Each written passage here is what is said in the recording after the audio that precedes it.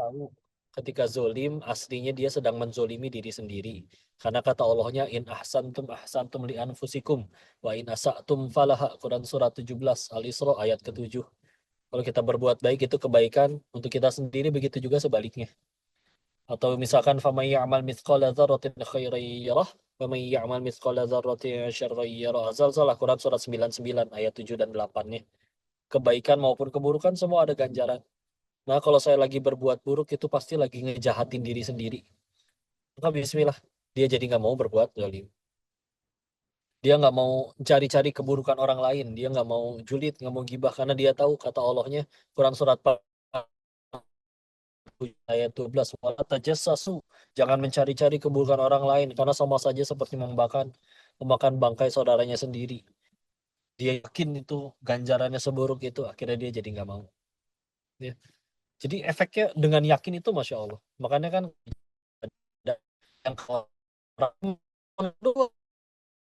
Oh, makanya orang kalau dia bukan orang mukmin itu pasti bisa buat salah. Tapi orang udah benar-benar mukmin, dia nggak akan bohong. Ketika dia benar-benar berkata, aku bersaksi tidak ada ilah satu-satunya zat yang layak disembah. Tuhan itu cuma satu, Allah Muhammad SAW adalah utusannya. Itu konsekuensinya akan dia mau rela bangun jam berapapun. Kalau emang waktunya sholat dia bangun. Gak cuma yang wajib, bahkan yang sunahnya pun dilakuin. Orang masih enak-enak tidur, dia tetap bangun ambil wudhu dingin-dingin.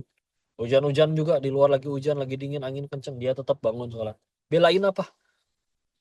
Orang bisa makan enak kapan aja, dia ntar 1 bulan harus puasa penuh, sebulan penuh. Duit ada, makanan ada, tapi tetap dia nggak mau makan. Cuman karena Allah suruh begitu. Dia tetap mau motong hewan kurban. Padahal perintahnya udah mah adanya di surat terpendek. Udah gitu di ayat keduanya doang lagi. Fasholli li rabbika wanhar. Salah satu perintah untuk berkurban kan di ayat sependek itu. Tapi dia yakin ini kalau saya lakuin kebaikan buat saya. Allah udah nyuruh nggak mungkin buruk karena pasti ini jadi kebaikan buat saya. Dia tetap lakuin meskipun dia beli kambingnya sendiri. Capek-capek nabung nyari duit sekian lama buat beli kambingnya. Akhirnya kambingnya pun dipotong dibagiin ke orang. Apa yang tetap dilakuin? Itu Allah suruh soalnya. Udah sederhana. Dia tetap mau berangkat pergi ke tanah haji. Kita tahu biayanya nggak murah. Nabungnya ada yang bertahun-tahun. Ada yang bela-belain jual sawahnya. Nyampe sana pun udah mah cuacanya kayak begitu. Ditambah lagi perjalanannya pun harus jalan kaki sekian panjang. Sekian jauh, berapa kilometer pun dia tempuh. Ngapain bela-belain apa? Satu, yakin. Kalau orang udah yakin tuh bener-bener udah nggak bulat aja, dia bener-bener dilakuin semuanya.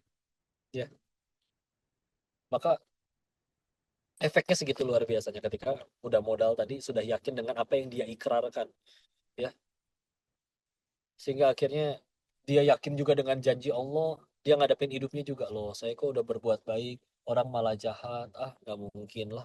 Allah malah jadi zolim ke saya. Orang di luar sana ada sekian banyak orang kok yang detik ini juga lagi maksiat. Dia aja tetap dapat rezeki. Rezekinya pasti dari Allah. Masa sekarang saya udah nurut sama Allah, Allah malah jadi pelit sama saya? Nggak mungkin. Nggak masuk di akal saya. Yakin ini pasti ada kebaikan. Bisa jadi cuman saya belum ngerti kebaikannya apa. Sebagaimana waktu kita kecil, kita juga pengennya permen, tapi giliran sakit gigi malah diambil permennya sama si mama. Kita ngambek bisa jadi waktu itu. Dasar orang tua pelit. Beli gelang emas aja bisa, masa beli permen aja nggak dibeliin, ngambek dia. Aku mau minggat dari PAUD gitu katanya, ya, karena ngerasa nggak dibeliin. Tetangganya lewat, ibu kenapa nggak beliin anaknya permen, ibu kan kaya, ibu benci ya sama anaknya. Apa karena benci? Enggak, karena saya. Si anak tapi nggak ngerti, baru ngertinya nanti pas dia udah jadi orang dewasa. Oh gini ya jadi orang dewasa, pengen kebaikan bagi si anak, tapi si anak belum ngerti kalau makan permen kebanyakan sakit gigi. Tapi masa cara menyayanginya harus dikasih permen terus meskipun dia kesakitan? Nggak mungkin dong. Cara menyayangi kan bukan semuanya harus dikabul. Karena kalau ya kita manusia punya celah, punya salah. Bayangin kalau kita seumur hidup seluruh pengen kita dikabul, jujur deh, kita bakal jadi orang yang jadi makin baik atau makin ngaco. 95% orang-orang yang bermasalah di pesantren, 95%-nya adalah orang-orang yang di rumahnya jadi sultan. Nggak pernah salah, nggak pernah disalahin. Kalau salah ART-nya yang dipecat, selalu dibenarkan, selalu minta apa selalu dikabul. Ketika dia harus ketemu dunia nyata, kehidupan, gak bisa dia ketemu peraturan. Karena kebenaran adalah dirinya, gak bisa dia. Lihat Nabi Muhammad SAW, Nabi Ibrahim alaihissalam, seluruh Rasul Allah. Mereka punya akhlak mulia, derajat tinggi, jujur. Karena hidup enak atau karena hidup pahit? Pahit. 4 wanita paling mulia di surganya Allah. Khadijah radhiyallahu anha. Asiyah istri Fir'aun. Fatimah putri Rasulullah Muhammad SAW. Dan juga Maryam ibundanya Nabi Isa. Mereka menjadi 4 wanita paling mulia derajatnya di surganya Allah. Karena hidup enak, karena hidup pahit. Pahit. Tapi ngapain? Kok bela-belain? Bayangin jadi Asiyah ya. Soleha iya. Mantan ratu lagi. Masa iya dia nyerahin Firaun gak ada yang mau lagi sama dia cowok soleh? Masa iya gak ada? Pasti kalau mau dibilang dicari pasti ada aja yang mau. Tapi bela-belain ngapain masih ngadepin Firaun? Beliau sadar sendiri soalnya bahwa ya Allah sabarku nggak ada yang sia-sia ini. Kalau gara-gara ini aku lebih terjamin surganya, Bismillah ya Allah. Mau nggak? Nggak. Itu juga yang membuat Khadijah udah, kamu mau seperti apapun aku dukung dakwah. Tidak pernah meninggikan suaranya di hadapan suaminya. Dan suaminya jelas-jelas jauh lebih muda. Dan yang support dakwahnya istilahnya kan, mohon maaf ya bahasa sekarangnya, pakai uang istrinya gitu istilahnya. Tapi ketika akhirnya meninggal, bilang ke putrinya, wahai Fatimah, sampaikan kepada ayahmu boleh nggak kalau nanti ibu wafat, itu sorban ayahmu yang biasa nerima wahyu lagi pakai sorban itu, boleh nggak dijadiin kain kafannya ibu? Kata Sayyidah Fatimahnya juga, kenapa nggak bilang sendiri? Malu katanya. Takut selama ini kurang baktinya. Ya izin Bu ya, kalau kita ada di situ mungkin kita ngobrol, wahai bunda, apa yang kurang? Engkau dari wanita paling kaya sejazirah Arab sampai habis loh. Masa minta sehelai kain aja malu, kurang apanya? Bahkan akhirnya ketika bicara langsung dengan Rasulnya, wahai suamiku, kalau nanti aku udah wafat dan kau perlu berdakwah dan perlu bantuanku, gali kuburku, ambil tulang belulangku, jadikan jembatan untuk engkau menyeberangi lautan menyampaikan dakwahnya Allah. Wajar dong jadi mulia segitunya. Rugi ya? Enggak, nggak ngerasa rugi, malah Bismillah ini kebaikan. Dan dia jadi teladan, jadi contoh. Ya, selagi akhirnya masih dengan Ibunda Khadijah radhiyallahu anha, Rasul dengan hanya beliau saja. Walaupun kita tahu ketika akhir Rasul ya dengan istri-istri beliau kan semuanya untuk karena wahyu, bukan karena kepengen nambah lagi, kurang-kurang. Enggak, bukan karena kayak begitu. Ya, karena setiap karakter wanita di planet bumi ini diwakili dengan karakter istri-istri beliau. Jadi untuk jadi petunjuk. Ya, jadi Masya Allah, yuk mulai kapan kita mau terus ragu sama Allah ya. Kalau kita mau jujur ya, ini kan kalau suka survei sederhana. Apakah kita semua punya keinginan? Punya katanya. Pertanyaan kedua, apakah Allah juga punya keinginan? Punya. Allah ingin kita selamat, Allah ingin kita bahagia. Pertanyaan yang ketiga, jujur dari detik ini sampai dari detik pertama kita lahir sampai detik sekarang, kita lebih banyak mengejar yang Allah suka atau yang kita suka? Yang kita suka. Pertanyaan keempat, seumur hidup udah lebih banyak ngejar yang kita suka, bahkan sebagian udah suka terkabul, udah banyak yang terkabul, kok masih sulit bahagia? Tanya aja kali belum yakin sama Allah. Ya, maka udah yuk sih. Kan makanya orang kalau bilang ngaji nih ya ngaji, orang kan ngaji kan nambahnya 2 hal katanya. Satu nambah ilmu dan yang paling penting adalah nambah yakin. Karena kalau sekedar nambah ilmu ya ibu udah punya internet. Sekarang ibu mau habis kajian ini pun ibu punya masih ada kuota atau lagi pakai wifi. Ibu bisa nonton YouTube, baca atau lihat kajian ulama siapapun. Kajiannya bahkan udah berapa tahun lalu masih bisa ditonton. Bahkan kajiannya Buya Hamka udah wafat tahun 1982 masih ada kajiannya, masih bisa kita dengerin. Masih ada rekaman suaranya. Kiai Haji Zainuddin MZ, rahimahullah. Semoga Allah merahmati beliau-beliau semua. Gampang nambah ilmu sekarang. Tapi kan yang mahal nambah yakin. Karena aslinya orang kalau sekedar ilmu insya Allah udah pada tahu. Contoh, kira-kira seluruh maling di negeri kita ini para maling-maling negara, koruptor, Mereka tahu nggak sih kalau korupsi itu keburukan? Tahu. Nggak mungkin begitu ditangkap KPK ditanya, Bapak kenapa korupsi? Oh, nyolong duit negara tuh keburukan. Saya baru tahu. Nggak mungkin. Nggak mungkin dia baru tahu. Atau misalkan mohon maaf, kira-kira orang suami ya, yang selingkuh misalkan. Kira-kira dia tahu nggak sih bahwa selingkuh itu buruk? Tahu pasti nggak mungkin. Nggak mungkin ketika akhirnya misalkan digerebek anak sama istri, dia lagi di hotel dengan wanita lain. Begitu digerebek ditanya, Papa kenapa selingkuh? Ditanya sama anak-anaknya. Si suaminya malah jawab, oh tidur sama istri tetangga tuh nggak boleh. Saya baru tahu. Nggak mungkin. Udah tahu ilmunya mah, udah pada tahu. Cuman yang kurang kan yakinnya. Coba lihat tuh, efek dari kurang yakin. Maksiat berani, padahal dengan maksiat kita akhirnya ngancurin diri sendiri. Ke Allah nggak mau taat, padahal dengan nurut ke Allah itu kita kita juga yang dapat kebaikannya. Jadi ya sekuat itu keyakinan, kekokohan iman itu. Ya, jadi kalau udah benar-benar yakin, Bismillah enak gitu. Sampai misalkan suami pelit ke istri, mungkin karena tidak cukup yakin. Kalau misalkan ngasih ke istri bakal Allah ganti berkali-kali lipat. Jadi we pelit. Ibu mau direkam nggak itu buat direkam kirim ke si bapak ke suami misalkan ya. Ya seperti itu. Ya, berapa banyak terjadi perselingkuhan ternyata istrinya lebih cantik daripada pelakornya. Sampai orang bilang ternyata jadi pelakor nggak perlu cantik katanya, hanya perlu gatel. Makanya ibu kemana-mana bawa salep ya, biar kalau ada yang gatel taburin bedak ya, salisil, salep 88. Ya, maaf ya, bukan endorse. Tapi ya, itulah, sampai kapan keraguan kita kepada Allah bikin hidup kita sendiri yang gak enak. Modalnya yakin. Ketika akhirnya benar-benar yakin, menancap kayak gimana itu di hati. Kan enak ngejalanin kayak tadi masuk ke dalam ruangan yang kita tahu nggak akan ada apa-apa, mau orang ngomporin aku takutin juga kita nggak akan takut, tahu soalnya yakin. Dan petunjuknya sejelas itu memang perlu waktu ya untuk prosesnya, untuk naik tingkatan misalkan dari ainul yakin, dari ilmu yakin ke ainul yakin ke hakul yakin.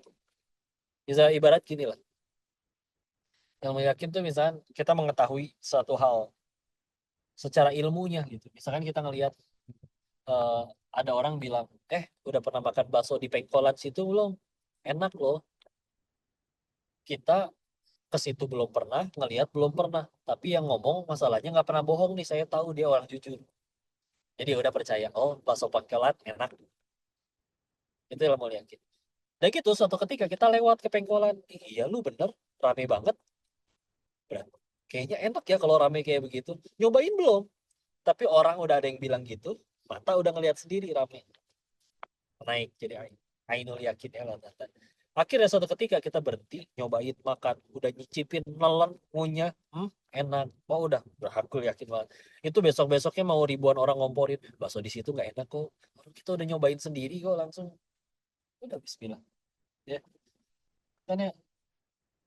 Untuk nyampe ke tingkatan itu berproses ya. Ada yang pertama ragu dulu kepada Allah dengan pengalaman hidupnya. Makanya kadang yang lebih yakin kepada Allah, kadang yang udah sepuh-sepuh. Ya karena memang pengalaman hidup mengajari. Ternyata cuman ke Allah doang, gak pernah kecewa ya. Yang muda-muda salah, ya bisa jadi dengan gara-gara kesalahan itu Allah izinkan dia salah. Tapi gara-gara kesalahan itu dia belajar sesuatu yang benar-benar sesuatu yang benar-benar membuat mengubah dirinya jadi diri yang berbeda ya. Dan proses memang proses yang memang makanya kabar baiknya kalau memang Allah udah nggak suka sama kita atas kesalahan kita, kan mudah bagi Allah untuk matiin kita kapan aja. Tapi ternyata udah berapa kali bikin salah kita nggak wafat-wafat juga, ya sudah kan berarti emang Allahnya yang kasih kita kesempatan. Ya, itu jadi tambah baik, jadi tambah luar biasa di sisi Allah. Bismillah. Maka berproses ya. Ada yang kecewa dulu, ada yang pahit, ada yang ngerasain dikecewain sama teman-temannya dulu, ada yang dicewain sama siapapun itu. Untuk sampai ke tingkatan itu, proses memang perlu waktu. Ada juga yang memang bisa untuk lebih cepat, nggak harus ngalamin jatuh dulu. Misalnya ngelihat nih orang kok pada main judi, kok pada kalah ya, pada hancur hidupnya. Ya udah, itu bisa membuat dia untuk ya udah berarti saya jangan main judi, udah selesai. Walaupun kadang ada orang yang emang harus belajar untuk jatuh dulu, kecemplung dulu, baru akhirnya benar-benar mau berhenti untuk tobat dan yang lainnya. Ya, tapi itu dia proses belajar. Dan sepanjang hidup perjalanan kita yang sudah Allah aturin skenario-nya, nggak ada yang kebetulan. Kan sebetulnya tujuannya satu, itu untuk pembelajaran kita semua. Untuk pembelajaran di mana kita akhirnya sadar hakikat kehidupan ya. Oh, ini kebaikan. Oh, ini kesalahan. Bukan. Hah? Ada isinya nggak? Nggak tahu. Kemarin kita ngisi 200 Ya, sebentar ya, Bun. baru isi kemarin. Gitu. Lanjut aja Bang. Ya. Baik, istilah. Mungkin kalau sisain waktu untuk sambil diskusi, ada yang mau diobrolkan atau yang ditanyakan, juga silakan boleh ya. Kita serahkan dulu kepada Ustadz, moderator, untuk masuk ke sesi diskusi tanya jawab ya. Lumayan penyampaian setengah jam, penyampaian setengah jamnya lagi mungkin kita bisa obrol-obrol tanya jawab ya. Silakan kembalikan dulu Ustadz. Ustaz Denis mungkin ada apa untuk penutupan, Ustaz Denis bisa diberikan kepada kita semua mungkin. Ini kalau misalnya emang ada yang ditanya, mungkin saya kasih kesempatan 3, mumpung sambil lagi di jalan. Nanti paling yang lebih yang nggak, mudah-mudahan bisa di kesempatan lain atau dibuatkan video atau gimana. Tapi ini silakan kalau ada yang 3 mau ditanyakan 3 dulu silakan saja. Silakan balik biasakan Kak Eka. Bismillahirrahmanirrahim. Ustaz, saya mau tanya. Eh, Assalamualaikum Ustadz, dari Bone, Sulawesi Selatan. Assalamualaikum Ustadz. Mau bertanya bagaimana cara mengetahui bahwa itu adalah tanda dan petunjuk dari Allah? Apa tanda-tandanya Ustadz? Terima kasih. Ya baik, Bismillah. Masih kedengaran jelas suaranya? Masih, masih Ustadz, masih. Ya. Bagaimana cara mengetahui kalau itu benar-benar adalah petunjuk benar-benar dari Allah? Yang pertama satu, kalau memang benar-benar petunjuk dari Allah, pasti tidak bertentangan dengan syariat. Ya. Jadi makanya kalau misalkan kayak ya kadang ada orang percayanya mohon maaf ya, ada yang kedukun atau dengan misalkan sekedar mimpi atau misalkan sekedar kata orang. Meskipun orang itu yang misalkan dia ngakunya sakti, beneran bisa terbang, beneran bisa jalan di air, tapi kalau ternyata orang yang misalkan ya sholat enggak, ya menjalanin syariat enggak, perintahnya yang disampaikan meskipun indah disampaikannya tapi bertentangan dengan syariat, maka ya jelas itu tidak bisa ya. Nah ini kita perlu bab ilmu untuk di situ, untuk supaya eh, apa? Karena nanti kita tahu ya di akhir zaman itu ada fitnah dajjal, yang dajjal itu nyuruh hujan-hujan betulan hujan, orang meninggal bisa dia hidupin walaupun itu bukan orangnya yang meninggal hidup tapi jin yang dia anak buahnya yang menyerupai dirinya. Tapi ketika kita akhirnya tahu ilmu, kita juga nggak bisa gampang ke gocek sama orang ya. Yang keduanya, maka terus minta tolong sama Allah. Kita kenal yang namanya istikharah. Nah, istikharah itu jawabannya nggak melulu mimpi, bahkan jarang yang lewat mimpi. Tapi jawabannya adalah keteguhan hati. Dan kalau istikharah itu kita juga milih. Ya Allah, hamba dihadapkan pada 2 pilihan. Ada 2 pilihan tawaran pekerjaan, yang satu di perusahaan A, satu di perusahaan B. Dan gitu beres, kita pilih, ya Ustaz Allah, Denis ada suara pengetahuan hamba, kalau hamba eh, insya Allah hamba memilih yang B, ada suaranya karena kan YouTube. ini menurut hamba bisa membuat hamba tambah dekat kepadamu. Jika ini memang baik untukku dan agamaku, dunia dan akhiratku, maka mudahkan ya Allah. Nah gitu. Nah besoknya ternyata nggak dimudahkan. Taunya harus pindah kota, harus gimana. Oh ya sudah, itu bisa jadi udah jawaban istikharah. Kok dipersulit ya. Kalau misalkan ini, kalau misalkan emang benar-benar sesuatu yang jadi kebaikan, dimudahkan. Nah tapi itu dia. Kadang kalau kita nggak tahu mana ilmu, mana syariat atau enggak, jadi kita pilih oh yang gampang-gampang aja, yang gampang-gampang aja. Karena jalan yang dilalui oleh para nabi juga banyak yang tidak gampang. Tapi begitu yakin itu adalah perintah, udah sesuai dengan syariat, maka bismillah dia tetap lakuin. Ya, jadi yang pertama tadi dengan ilmunya kita cari tahu dulu, terus bismillah memang sesuatu yang jadi baik itu kan menenangkan ya. Dan kita tahu ini kita di jalan yang kebenaran, meskipun yang kita berbuat baik, misalkan ada guru PAUD ngajar nggak pernah bayar, diremehin orang apa segala macam, tapi dia tahu ini kebenaran. Masa ngajarin huruf hijaiyah ke anak-anak jadi nggak bisa ngaji jadi bisa ngaji, ini keburukan. Terus dia di hadapan pada pilihan mau nggak kerja di tempat minum-minuman keras sama ngajar ngaji, ya udah dia udah tahu mana yang harus di ini. Jadi satu pun memang kudu punya ilmunya dulu, yang dengan ilmu itu dia tahu mana yang baik, itu yang pasti yang disuruh Allah, yang Allah ridho. Yang dua yang biasanya setelah minta tolong sama Allah melalui istighfar, melalui petunjuk, juga turun ketenangan hati, turun ke ibarat keyakinan. Makanya kudu benar-benar yakin dulu ini kita di jalan yang baik atau enggak. Selagi kita tahu ini jalan baik, dan sebetulnya nurani kita tahu kebaikan itu mana, udah jelas gitu. Kayak emang anak manusia kan lebih mudah berbuat baik. Kayak anak kecil benjol sama temannya 5 menit kemudian udah main lagi. Gak ada dendam, gak ada gengsi, yang berantem bisa jadi emaknya, ya. Nah, karena ketika akhirnya dia udah benar-benar yakin dengan kebaikan, main sama temannya, mainan yang dia suka temannya itu, dan benjolnya udah nggak sakit, dia nggak perlu gengsi-gengsian harga diri atau apa segala macam. Yang dia tahu udah dia lebih mudah memaafkan, itu baik, dia kejar mana yang dia suka selagi itu kebaikan, udah bismillah insya Allah lebih enak, ya. Mungkin itu yang bisa dijawab. Wallahu a'lam bishawab. Ustaz, ini pertanyaan kedua kan, Ya silakan. Ustaz, Ustaz Denis, alhamdulillah sudah dapat calon momongan. Doanya apa Ustaz supaya cepat dapat omongan? Anak saya sudah 3 tahun menikah, belum dapat momongan. Mohon doanya Ustaz. Terima kasih. Nah, isi dijawab ya. Ini memang pertanyaan favorit orang Indonesia, yaitu ditanya apa doanya, apa amalannya. Izin saya jawab dengan yang saya ketahui ya. Ternyata begitu saya bicara begitu mencari terkait orang-orang yang pejuang garis dua yang akhirnya berhasil hamil, faktanya ternyata amalannya beda-beda.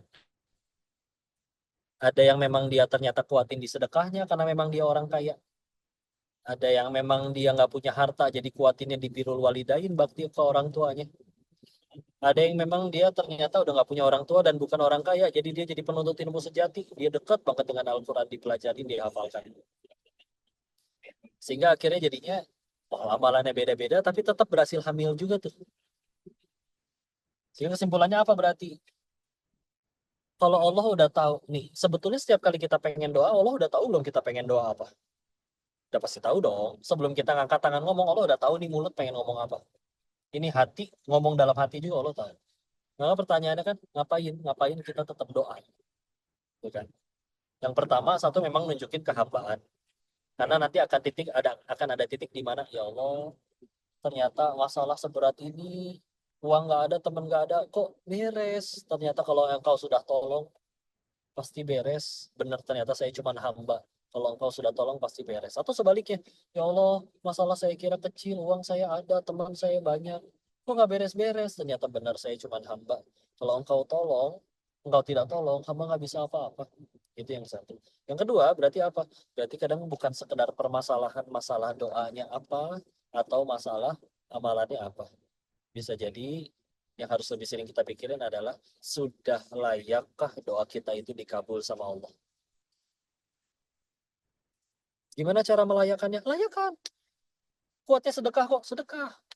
Kuatnya begadang tahajud kok, tahajud. Kuatnya di Quran, Quran. Istilah. Kok berarti ini kok sekarang ini lagi hamil, sudah layak dikabul doanya, sudah baik? Enggak. Naudzubillah, bisa jadi istidraj. Gimana caranya biar nggak istidraj? Jadikan apapun yang terjadi dalam hidup kita tambah dekat sama Allah. Hamil nih, minta hamil. Berhasil hamil. Gimana biar ini nggak jadi istidraj? Setelah hamil harus tambah takwa sama Allah. Minta kaya nih. Gimana supaya ternyata ini duit nggak jadi istidraj? Setelah tambah kaya, sedekahnya juga harus tambah banyak, tambah dekat sama Allah. Gitu aja terus. Karena aslinya sesuatu baru jadi kebaikan tuh standarnya satu. Bikin kita tambah dekat sama Allah. Orang yang udah puluhan tahun nggak punya keturunan, tapi akhirnya bikin dia jadi sujud sampai ke meninggalnya bertakwa, bisa jadi dia lebih terjamin surganya dan lebih baik di sisi Allah daripada yang mungkin sebulan nikah langsung hamil, tapi malah bikin jadi jauh sama Allah. Sehingga silakan, semua punya kepengen, semua punya doa. Allah juga tahu sebelum kita doa, Allah tahu kita pengen doa apa. Berarti kan pertanyaannya satu. Sudah layakkah doa kita ini untuk dipantas dikabul? Jadi yang kita lakuin setiap hari adalah, layakin diri kita aja deh. Udah. Saya nggak bisa jawab karena nggak tahu amalan saya apa. Bisa jadi doa orang tua, bisa jadi doa istri, bisa jadi doa orang yang saya zolimi. Mungkin saya pernah jahat sama orang, tapi orang yang saya jahatin kan orang soleh asli. Jadi bukannya balas dendam, dia malah doain kebaikan. Ya Allah, mudah-mudahan istrinya hamil, diberikan keturunan. Mungkin doa beliau, udah nggak ada yang tahu. Si kokonya boro-boro, nggak ada kebaikan pada diri ini. Banyak dosanya si koko, nggak pantas. Mungkin doa istri, doa orang tua, udah gitu aja. Tugas kita gimana? Layakin diri aja. Ya, wallahu a'lam bishawab. Dan ada yang bisa menjawab pertanyaan. Terakhir, silakan. Oke, siap Ustadz. Pertanyaan ketiga, Bismillah Ustadz. Mau tanya bagaimana cara kita tetap istiqomah menjadi istri yang solehah? Terima kasih Ustadz. Ya, ini saya nggak bisa jawab karena saya nggak pernah jadi istri ya. Saya jadinya suami. Masya Allah. Tapi Bismillah ya. Istiqomah itu ya memang ada riwayat dari Ibnu Abbas, Rasulullah itu baru mulai beruban itu ketika turun ayat tentang istiqomah. Salah satunya surat Hud, surat 11, ayat 112. Fastaqim kama umir. Istiqomahlah kamu di atas apa yang diperintahkan. Itu baru mulai beruban Rasulullah. Karena memang istiqomah itu bukan perkara berapa tahun, tapi sampai mati. Ya, berhentinya tuh karena mati gitu. Ya, berhenti ngelakuinnya. Nah, sesuatu baru jadi ringan. Salah satu syarat utamanya adalah ikhlas. Orang nggak ikhlas tuh kan berat. Orang nggak suka main bola, disuruh main bola, mau dikasih duit berapa aja kadang juga nggak mau. Tapi kalau emang benar-benar suka hobi, berduit demi main bola, dia bayar lapangan, dia apa, ya, dia beli sepatunya, dia bela-belain jatuh hujan-hujanan demi apa? Main bola. Kenapa? Suka soalnya. Nah, ini salah satu unggulnya Islam. Di dalam yang lain, standar berbuat sesuatunya itu murni lillahi ta'ala, itu karena Allah. Karena kalau kita baik ketika orang baik, orang nggak baik lagi, berarti kita nggak jadi baik lagi dong. Nah, kalau dalam Islam kan nggak, kenapa kamu baik? Allah suka, udah selesai. Maka sama nih kalau pengen jadi suami yang baik misalkan, atau istri yang baik. Akan sulit kalau misalkan baru jadi baiknya ketika nunggu pasangan baik. Oh, itu berat banget. Karena kita nggak nikah dengan manusia yang sempurna. Pasti punya kekurangan. Tapi kalau kita berbuat baiknya itu murni karena Allah suka. Udah, gitu. Mau kamu ngapain kayak kamu jahat, sakit hati mungkin wajar, sedih apa segala. Tapi kan dari awal udah tahu ya Allah, aku ngelakuin ini untuk Allah. Jangankan kamu cinta, satu dunia cinta kepadaku, Allah benci juga saya yang repot. Saya udah ngelakuin ini semua, tapi ternyata kamu malah tidak membalas cinta itu, atau malah mengkhianati rumah tangga ini, apapun segala macam. Ah udahlah, ngelakuinnya bukan buat kamu kok, untuk Allah. Bismillah. Kalau udah ngelakuinnya untuk Allah kan nggak mungkin zolim, nggak mungkin nggak balas perbuatan kita. Pasti ada, nggak akan ada yang Allah sia-siakan sedikit pun perjuangan kita. Tapi kalau ngarepnya makhluk, ya makhluk terbatas. Kita ngasih perhatian segini, dia nggak bisa ngasih perhatian segitu. Kita keluar investasi duit segini, dia nggak bisa balas keuntungan berapa kali lipat. Kalau Allah kan nggak mungkin. Dia maha segala-galanya, dia maha kaya iya, maha baik iya. Jadi ya udah sandarin ke Allah. Ketika udah lillahi ta'ala kepada Allah, orang mau, udahlah. Makanya kayak Bunda Asia, ngapain bela-belain masih jadi istrinya Firaun, ya udah sadar gitu. Saya mau dia sengaco apapun juga, aku meninggal nggak ditanya kelakuan dia lah, udah ditanya kelakuan masing-masing. Bismillah. Ya. Jadi ketika sudah lillahi ta'ala, ya lihat seperti Nabi Ibrahim, seperti seluruh orang-orang soleh yang tadi kita bahas. Rela tuh mau diapain aja. Padahal dijahatin sama orang-orang yang dia baikin coba. Tapi karena tujuannya kan bukan mereka, Allah. Nah ini pengen jadi istri atau pengen jadi suami, ya udah, tujuannya bukan cintanya dia, cintanya pencipta dia aja. Itu lebih mudah insya Allah. Ya, walaupun nasihat ini mungkin tidak semudah praktiknya, tapi ya Bismillah. Ya, semua tidak akan sepahit apapun tidak akan Allah sia-siakan. Bismillah. Walau alam bisa, mudah-mudahan bisa menjawab pertanyaannya. Izin yang belum kejawab, mudah-mudahan nanti bisa ngaji bareng ya. Kalau koko lagi ada ngaji apa live apa segala macam juga bisa ditanyain, ngobrol langsung, atau mudah-mudahan bisa ketemu langsung. Ngobrol langsung ya insya Allah. Yang penting sehat-sehat terus semuanya, istiqomah. Mudah-mudahan kita dikumpulkan sekali lagi tidak hanya di majelis ini tapi juga kelak di dalam surga. Saya izin dikembalikan lagi dulu kepada Ustadz MC kita, dan saya izin melanjutkan agenda selanjutnya ya. Bismillah. Terima kasih banyak, mudah-mudahan dirahmati Allah, sehat selalu semuanya. Mohon doanya. Barakallahu fikum, wabillahi taufiq wal hidayah. Assalamualaikum warahmatullahi wabarakatuh. Alhamdulillahirrahmanirrahim ya. Acara kita telah selesai. Barakallahu fikum ya. Banyak ibrah yang bisa diambil dari apa yang disampaikan oleh Ustadz Denis. Dan mudah-mudahan kita semua bisa mengambil ibrah yang banyak dan bisa mengamalkan tentunya dari apa yang disampaikan oleh beliau tentang bagaimana kokohnya keimanan Nabi Ibrahim alaihissalam. Dan mohon maaf semua untuk teman-teman ya, baik jamaah sekalian yang mungkin ada di YouTube atau di Zoom karena masalah teknis yang kita miliki hari ini. Insya Allah mudah-mudahan kedepannya kita tidak ada lagi masalah teknis dan akan semakin baik memperbaiki masalah teknis yang kita hadapi. Ya. Barakallahu fikum. Ya, mohon izin undur diri dari saya Muhammad Januar Maesa ya. Dan insya Allah kita akan bertemu kembali di Zoom yang selanjutnya di tanggal berapa teman-teman? Tanggal 18 Januari. Ya, di Februari insya Allah di tanggal 18 Januari bersama Ustadz bersama Ustadz siapa? 18 Februari ya, bersama Ustadz Hilman Fauzi SEI MESY ya. Di Selasa tanggal 18 Februari 2025 di jam 8 pagi sampai jam 9 waktu Indonesia Barat. Insya Allah ya, barakallahu fikum. Nanti juga insya Allah ada lagi daftar yang akan kita share kepada jamaah semua ya, dan kuotanya terbatas insya Allah ya. Insya Allah akan memperbaiki semua apa yang ada kesalahan di tim kita insya Allah. Aku lu qouli hadza astaghfiruka subhanakallahumma wa bihamdika asyhadu an la ilaha illa anta astaghfiruka wa atubu ilaik. Assalamualaikum warahmatullahi wabarakatuh.